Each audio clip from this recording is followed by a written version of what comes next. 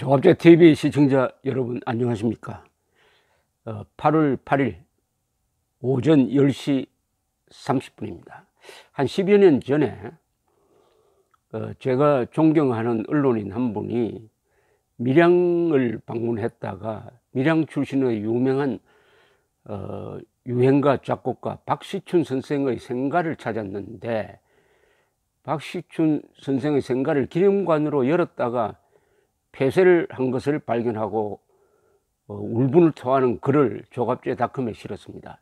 그 이유가 박시춘 선생이 일제시대 때 작곡한 몇 개의 곡이 이게 친일 성향이다 해서 그 지역에서 일부 세력이 들고 일어나서 이 위대한 작곡가의 생가를 기념관으로 열었다가 폐쇄했다는 것입니다.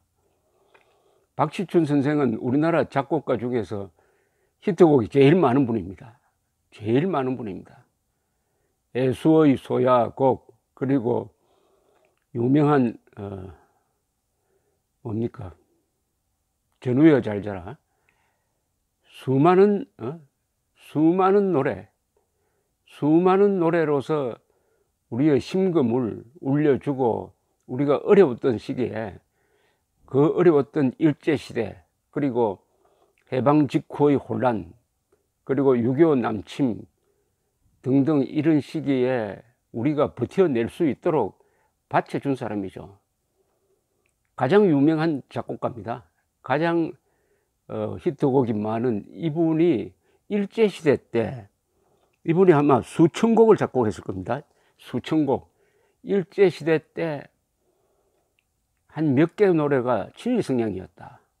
아니, 그때 일제의 강압이 최고도로 달해 있을 때인데 이런 노래 작곡해달라고 하면은 작곡 안 할 수가 있었습니까?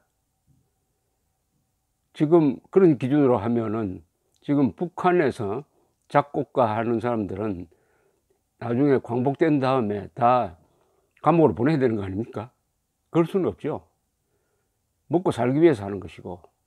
그러나 나라를 찾으니까 박시춘 선생은 작곡을 통해서 애국한 분입니다. 애국한 분이에요. 자, 그러니까 그나마 밀양 시민들이 어떻게 이럴 수가 있느냐, 그 기사를 보고 해서 다시 그 기념관의 문을 열었다고 합니다. 그나마 따뜻한 마음으로 쓴 글이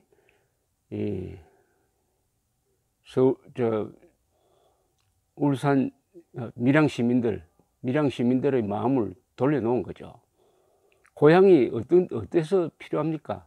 다른 데서 핍박을 받더라도 고향 사람이니까 해서 이렇게 보호해 주기 위해서 고향이 존재하는 거 아닙니까? 그런데 다른 지방에서는 아무도 박시춘 씨를 친일 작곡가라고 생각하지 않는데 고향에서 그렇게 하면 어떻게 됩니까? 고향에서. 자, 그런데 그것과는 완전히 정반대의 일이 지금 서울에서 벌어지고 있습니다. 서울시가 광복 73주년 기념음악회를 15일 오후 8시 서울광장에서 하는데, 이름을 한반도 평화를 염원하는 서울시향 광복 73주년 기념음악식이라고 했고, 서울시립교향악단이 나온다고 합니다. 시작이 북한 작곡가 최성환이 편곡한 아리랑 환상곡이랍니다. 첫 시작이.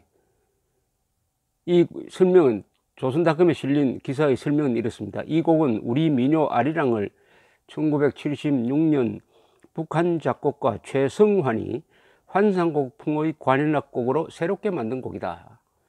아리랑 환상곡은 지휘자 로린 마젤이 2008년 뉴욕 필하모닉을 이끌고 평양에서 연주해 전 세계에 알려졌다. 애국가가 들어있는 작곡가 안익태의 코리아 판타지와는 전혀 다른 곡이다. 첫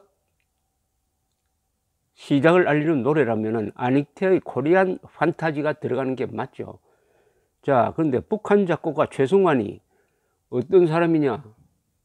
작곡가입니다. 북한에서 작곡가는 전부 선진원입니다. 북한에서 예술, 작곡, 운동, 모든 것은 북한 노동당 정권을 위한 선전선동이고, 그것은 존재 목적이 한반도 전체를 주체 사상의 지옥으로 만드는 것을 존재 목적으로 하고 있는 그런 예술가입니다. 최성환이가 뭐 어디 탈출을 해가지고 저 중국에서 작곡한 노래가 아니지 않습니까? 그러면은 볼 것 없이 아리랑 환상곡은 북한의 선전 노래입니다. 선전 선동을 위한 노래입니다. 거기에는 정신이 들어 있어요. 그 정신은 한반도 전체의 공상합니다. 그것이 없다면 이 노래는 존재할 수가 없어요. 북한에서 우선 어떻게 이런 노래를 틀어주도록 하겠습니까? 그리고 2008년 뉴욕 필하모닉이 연주하든 말든 그것은 우리와는 상관없는 겁니다. 왜냐? 한반도는 지금 민족사회 정통성이 북한 노동당 정권에 있느냐 대한민국에 있느냐를 놓고 다투는 타협이 절대로 불가능한 총체적 권력 투쟁을 하는 마당에 그런 이해관계가 없는 뉴욕의 필하모닉이 연주했다고 해서 이 곡에 면죄부를 주는 것은 절대 아닌 것입니다. 그것도 광복절 기념 연주의 처음에 놓았다는 것은 이것은 박원순 시장이 지휘하는 서울시청이 서울시청의 시정이 누구를 위한 것이냐 하는 의심을 갖게 합니다. 누구를 위한 것이냐. 굉장히 상징적입니다. 음악은 원래 상징적이고, 더구나 광복절 기념일에 맨 처음에 이 노래를 놓았다는 것은 박원순 서울시장의 이념적 정체성을 의심하게 만듭니다. 그 사람의 애국심, 자유민주적 가치관이 과연 있느냐에 대해서 의심을 하도록 스스로 자초한 겁니다. 자초. 박은호는 히틀러하고는 별 관계가 없어요. 다만 히틀러가 박은호의 음악을 좋아했습니다. 박은호의 음악은 장중하고 그게 게르만족의 영혼을 상징하는 곡이 많다고 그래가지고 나치가 이것을 선전에 이용을 해 먹었습니다. 이용당한 죄밖에 없어요. 박은호는.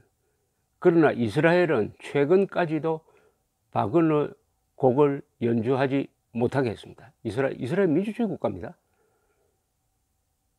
박은호, 히틀러 부하도 아니었어요. 다만 히틀러가 좋아했다는 것, 그리고 아리안 우월주의에 이용당했다는 것만으로도 연주를 못하게 했습니다.